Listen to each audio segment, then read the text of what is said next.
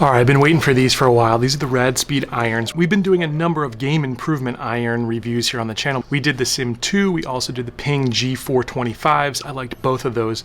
Really excited to check out the Cobra Radspeeds. I hear a lot of good things about it. Let's see how it compares.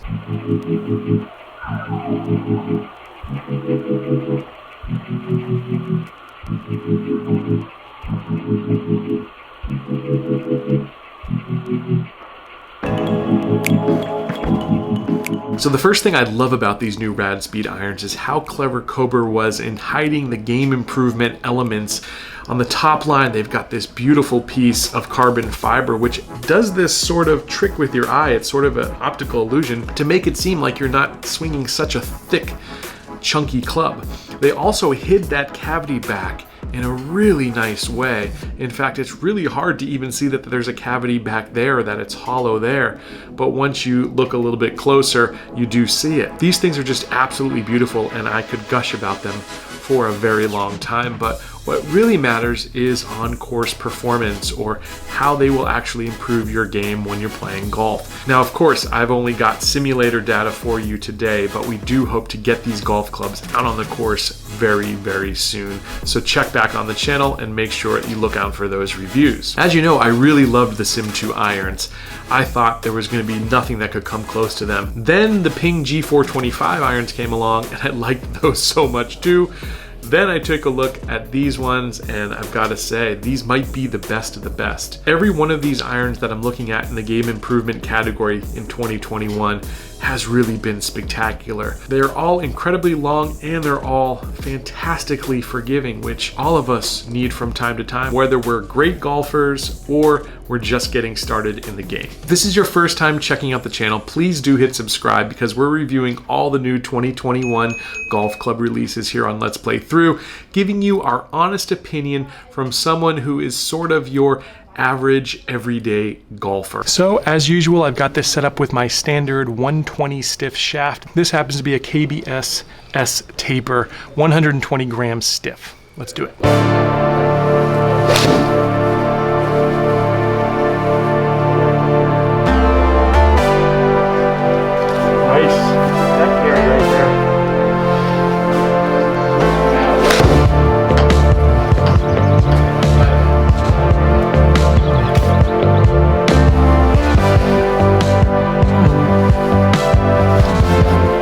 They feel heavy, so you've got definitely, you can see right on the club here it says tungsten weighting, so they've moved a lot of weight to the bottom of this club, and you can feel it when you're swinging it.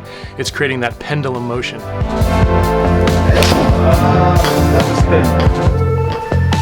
That was a thin one, so we'll see how that ended up. Still right down the line. Still good yardage. Carry 156, total distance 169, so on a miss hit, that's about what my normal club does on a good hit. A little fat and probably, yep, yanked, yep.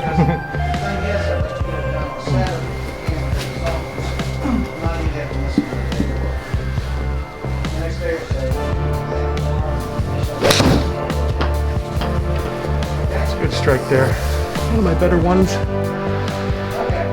Yep.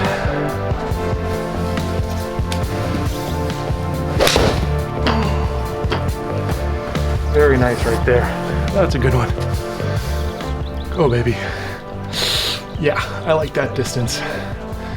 So looking down at this club is different, because you're actually looking at a little piece of carbon fiber here, and it kind of gives like an optical illusion, like you're hitting a much thinner club. I kind of like that. It's different. I've never seen that before. But interesting technology. Again, you can definitely feel the weighting move to the back bottom of the club here. It looks like a pretty nice club to dress. It feels really good, and you have pretty good instant feedback if you hit it really well or not. But even on bad shots, I've seemed to do pretty good here. I hit one thin, I pulled one, and both of them had good distance, and we're not that far off of line. In fact, the thin one was right on line. So far so good, man. These new game improvement irons are all just absolutely incredible. It's really hard to choose between them. That was a toe job. Still, not bad. 143, obviously you're gonna have less distance there, but pretty good. Now, with all of our game improvement club reviews, it's time to talk about the elephant in the room, which is loft jacking. And I've got to say, it was actually hard to find these specs online, but I did find them. And they're jacked, folks. In fact, the 7-iron here is 27.5 degrees. The 6-iron on my set is 28 degrees. And the 5-iron on my set is 25 degrees. So this is literally somewhere closer to a 6-iron, but somewhere between a 5-iron and a 6-iron. And I'd be remiss if I did not mention that. Now, if we look at the other lofts here, at the 4-iron, we're looking at 19 degrees. And again, 19 degrees is kind of what I carry my 3 hybrid at. Now, loft is not the only story. We have to say that too, because they move weights around, they move some other things around, and the technology in that club around. And maybe you don't need quite as low of a loft in order to get the ball up in the air. However, it is what it is, and I had to mention it here for you. All right, before we end the test here, I'm going to hit a couple of fades and a couple of draws just to see how this club works the ball. What's the workability factor of this club? Let's give it a shot. Start off with a few fade swings here. I'm going to open the club face just a little bit off the front foot, a little more outside in.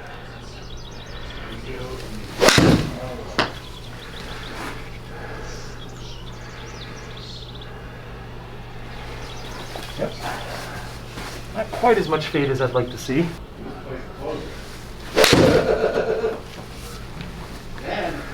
Yeah, it's fading.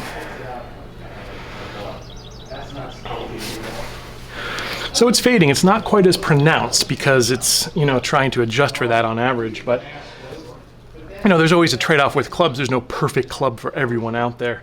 So you're maybe not going to be able to work the ball quite as much with the Rads, but if that's not your concern and you're just concerned with hitting greens, hitting it longer, being a little bit more consistent, this might be a perfect iron for you. All right, now I'm gonna hit a couple of draws. Basically, I'm just gonna move the ball back in my stance a little bit, shut the club face, and take a little bit more of an inside out swing.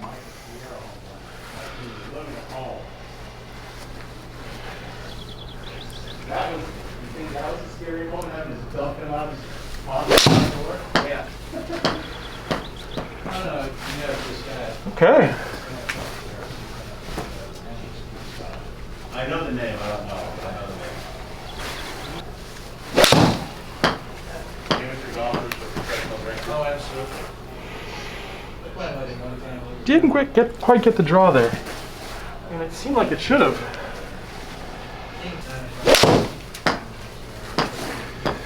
There we go, a little bit.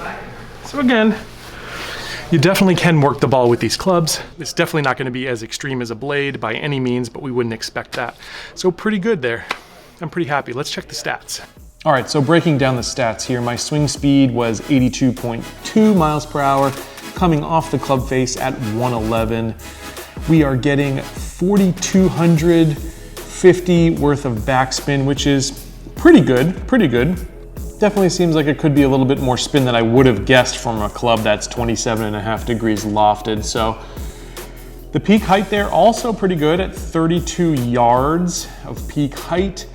We've got, on average, incredible distance, 162 carry, and it's rolling out to 173. So if distance is something that you're looking to improve, these clubs certainly do that. Of course, that comes with the price of a little bit less spin than you might be used to with a normal 7-iron, but the distance is there if you need it. Another really cool thing about the Cobra Radspeed Irons is they have something called Cobra Connect, which is basically an Arcos Golf sensor built right into the grip, so you can actually track stats while you're playing out on the course. How cool is that? All right, so the stats prove it. These things are incredible, and I'm gonna go ahead and give it another 5 out of 5 stars. We gave the Radspeed driver 4 out of 5. This is gonna get the full 5 out of 5. I've got nothing but great things to say about the Radspeed irons. They're incredibly long, forgiving, and they've got some workability in them. They are not the most perfectly workable clubs, but these aren't blades, folks.